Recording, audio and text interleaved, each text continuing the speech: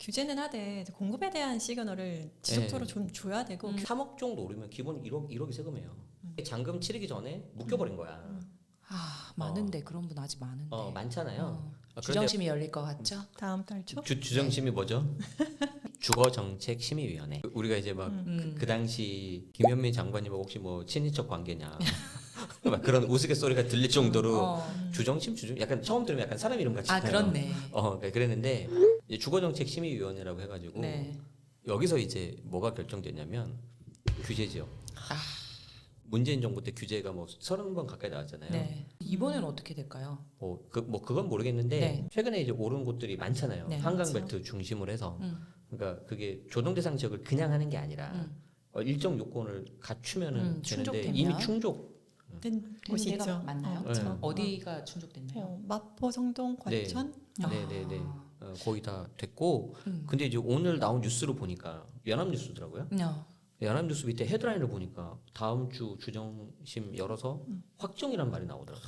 이게 물론 이제 될지 안 될지를 확정한다는 의미겠는데 난 그게 어떻게 들렸냐면 그냥 거의 이거 그냥 끝났나? 저는 약간 솔직히 좀 그렇게 생각해요. 슬픈 예감은 틀리지가 않아서 슬퍼요. 네. 네. 근데 저 궁금한 게 진짜 과천이나 이런 경기도까지 묶일 건지 당연하죠. 어떻게 보세요? 당연하죠. 왜냐면 거기 묶일 것 같아요? 서울이 아니 거기 안 서울인데 묶어버리면 또 거기에 부작용이 들어가니까. 게다가 과천이랑 몇 군데는 그냥 서울이잖아요. 저는 서울만 묶일 것 같아가지고. 가만히 있으면 안 될 것 같긴 해요. 왜 그러냐면 물론 이제 시장에 그대로 놔둬도 되긴 하는데 그러기에는 공급 그게 되는 게 너무 오래 걸려요. 규제는 하되 공급에 대한 시그널을 지속적으로 좀 줘야 되고 그러니까 공급에 대해서는 좀 규제를 완화할 필요가 있는 것 같아요. 그래서 두 개가 같이 나올 가능성이 높은데 네. 공급에 대해서 좀 구체적인 내용이 나올 건데 제가 봤을 때는 무조건 재개발 재건축 그거밖에 없어요. 이거밖에 없어요. 왜냐하면 신도시 안 한다 그랬잖아. 그러면 또 안 풀 거잖아요. 그리고 그럼 우리 지금 제재하러 가야 되는 거예요? 예를 들자면 나는 첫 느낌이 뭐였냐면 큰일 났다. 그래도 이분들은 그래도 내가 공부하겠다고 온 사람들이잖아요. 시간 내고. 근데 내가 세금 질문을 쭉 보니까 한 2, 3년 정도 이분들이 양도세 중과라든지 이런 없던 그쵸. 평화로운 시대가 오니까 다 잊어버린 거야. 다 잊어버린 거야. 전투력이 전투력이 그래서 상실됐군요. 완전 전투력이 상실돼 있고 또 뭐가 있냐면 예전에는 우리가 다주택 이게 막 신나게 투자했을 때는 전국을 다 봤잖아. 서울에서부터 저 제주도까지 하고 막 소위 말해서 순서를 다 매기면서 어디를 키 맞추게 해야 되냐 했는데 지금은 볼 필요가 없잖아. 서울만 보면 되잖아. 너무 그러니까 정답지가 있네요. 그러니까 지역도 좁아져 되게 있지. 좁아졌어요. 세금도 일시주택 비과세하면 끝이야. 그러니까 공부할 뭐 할 게 없는 거야. 그랬더니 이제 막 이게 좀 처음에는 좋았는데 너무 평화가 오래되니까 그날 뭐 알잖아요. 그 진격의 거인 보면 그날 나는 깨달았다. 뭐 벽안에 평화로운 세상이 이제 끝났다고 막 진격의 거인 넣어주세요. 삽입 좀 해주세요. 어쨌든 그랬잖아. 그런 것처럼 지금 이제 그 벽 부수는 이제 거인이 이제 온다니까 이제 지금. 그 벽 문이 좀 부서지게 생겼어. 두둥했구나. 그럼 어떻게 해야 돼? 빨리 조사병단 보내야 될 거 아니야. 리바이를 보내야 될 거 아니야 지금. 어떻게 해야 되고? 그래서 공부를 해야 되는데 내가 염려하는 건 뭐냐면 작년부터 예를 들어 뭐 생초했다든지 이렇게 입지 또 해가지고 공부하신 분들 보면 되게 많이 올랐을 거예요.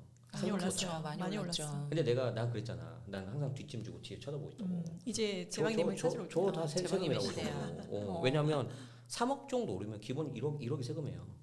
비과세가 아니면. 비과세 받겠죠. 말했잖아요. 비과세가 생각보다 어렵다. 생각보다. 아 진짜요? 생각보다 나는 비과세하면 뻔히 오늘 레퍼토리가 있어요. 주민등록표 분리했는데요. 주민등록 등본 분리만으로는 안 된다. 실제 떨어져 살아야 돼요.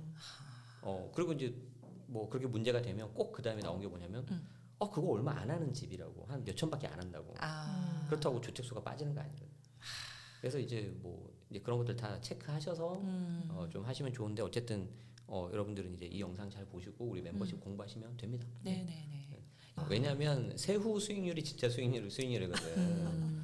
뭘 사야 되는지도 되게 중요합니다. 이제 사이버 머니는 좋은데 진짜 진검승부가 시작되네. 6월 6월 초에 이제 대선이 있었고 6월 한 달 동안은 뭔가 폭풍 전야 같은 뭔가 이제 다음 달 초에 이제 주정심 열리고 규제들이 이제 시작되면 이제 진짜 진검승부가 이제 시작이죠. 뭐. 규제 지역이 묶이게 되면은 갑자기 이제 내가 비규제에서 규제를 가야 되는 거잖아요. 바뀌는 것들이 너무 많고 너무 많죠. 내가 의도치 않았는데 매도 계획이 있었는데 이거 매도할 때 뭐 이거 이제 세금 문의가 가장 많잖아요. 나 비규제였는데 규제가 됐는데 양도할 때 그러면은 뭐 중과가 되느냐 안 되느냐. 뭐 취득할 때는 또 어떻게 내가 취득할 때는 비규제였는데 또 이번에 매도할 때는 규제가 되었는데 뭐 어떻게 되느냐. 뭐 이런 어떤 세금에 대한 혼란 이런 것들이 가장 많은 그게 것 같아요. 이제 가장 많이 있고 물론 이제 우리 지금 아직은 안 나왔는데 과거 문재인 정부 때 했던 거를 기준으로 한다면 예를 들어서 뭐 마포를 할까요? 내가 마포 지금 계약서 썼어. 미안합니다 마포 매수자분들. 근데 갑자기 잔금 치르기 전에 묶여버린 거야. 많은데 그런 분 아직 많은데. 많잖아요. 그런데 우리가 이제 원칙은 잔금일이니까 그럼 잔금일 기준으로 하면 조정대상 지역이잖아요. 아이고. 그럼 이제 뭐 관련된 규제가 다 들어가는 게 맞는데 너무 이제 피해자가 생기니까 과거에는 어떻게 했냐면은 그럼 계약일 기준으로 예외적으로 해줄게. 그렇죠. 네. 그런데 그게 맞아. 근데 그게 예외적으로 하는 거고 또 뭐가 중요하냐면 계약서를 쓰고 계약금을 반드시 증거 보내야 남기게 돼요. 써줘야 돼. 맞아요. 현금 그런 거 안 돼요. 네, 인정 안 네, 돼요. 네, 네. 그래서 꼭 그거를 여러분들이 기억을 하셔야 되고 매도도 똑같아요. 네. 내가 매도할 때 계약서 썼는데 비조정이야. 근데 잔금 때 조정을 묶여버렸어. 그러면은 이제 원칙은 잔금일인데 예외적으로 계약일로 해줄 거다. 그래서 일단은 좀 그렇게 알아두시면 될 것 같아요. 네, 그러니까 계약금과 계약금 영수증 그리고 네. 계약서까지 잘 그래서 챙기셔야 뭐 된다. 수표 됐고 네, 무조건 맞아요. 계좌이체, 있어야 무조건 돼요. 계좌이체. 네, 네, 네. 대출도 마찬가지고. 네. 그러니까 지금 이렇게 전세자금 대출 어려워지면 여러분 지금 생각하는 게 대출 어려워지면 갭 투자하지 뭐 이렇게 생각하시는 분들도 있는데 그럼 갭 투자할 때 그 전세 입자에 전세자금 대출이 안 나올 수도 있다는 거. 그러니까 여러모로 굉장히 난이도가 높아지는 시장으로 그렇죠. 이제 진입했다. 네. 정말 입대세밖에 없네요. 네. 점점 높아질 것 같아요. 이제는 사실은 점점 더 오프 더 레코드에서 만나봐야 되는 일들도 많아질 것 같아요. 네. 연합뉴스에서 주정심이 열리고 그리고 규제 지역으로 지정이 되면 어떻게 된다 이러한 보도가 뜬 이후로 몇 시간 뒤에 국토교통부에서 이것은 사실 보도가 아닙니다라고 떴습니다. 그러니까 시장이 그만큼 뜨겁다는 건데요. 항상 사실을 기반으로 해서 여러분들이 팩트 체크를 잘 하시면서 입대세와 함께 같이 가시면 좋겠습니다. 네.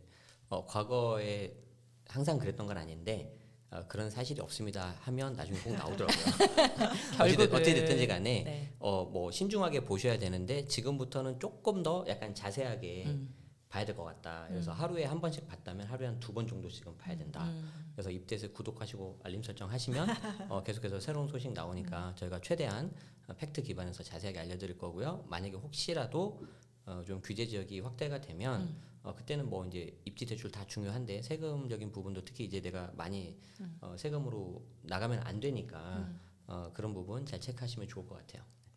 뭐 여러분 이런 장에서도 또 사야 할 아파트가 또 보이기 시작합니다. 그래서 여러분 입지대출 세금에 굉장히 유기적으로 연결이 되어 있는데 이 시장에서 입대세에 딱 발을 담그고 있으면 그러니까 의사결정이 좀 딱딱 쉬울 것 같아요. 그래서 정책적으로도 저희가 소식을 가장 빠르게 또 전달해 드리고 있고 그리고 세 가지 솔루션을 같이 여러분들에게 드릴 수 있으니까 저희와 함께 또 하반기에 해주시면 여러분들이 원하시는 곳에도 닿으시지 않을까 싶습니다.